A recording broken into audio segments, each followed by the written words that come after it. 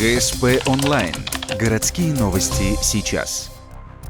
Внимание, розыск! В крупных городах России идет волна убийств пожилых женщин. Москва, Екатеринбург, Казань, в том числе ряд районных центров. Гастролер объездил практически всю страну. Он может быть в любом городе, в том числе Республике Коми. Мужчина не имеет постоянного места жительства. Подозревают, что он может работать дальнобойщиком. Доказано, более 30 убийств имеют одинаковый почерк. Еще около сотни проверяются на причастность. Сценарий всегда один. Данный мужчина, представляясь сотрудником жилищно-коммунального хозяйства на территории совершения убийства, либо работником социальных служб, обманным путем проникает к женщинам преклонного возраста, убивает их и после этого похищает их денежные средства.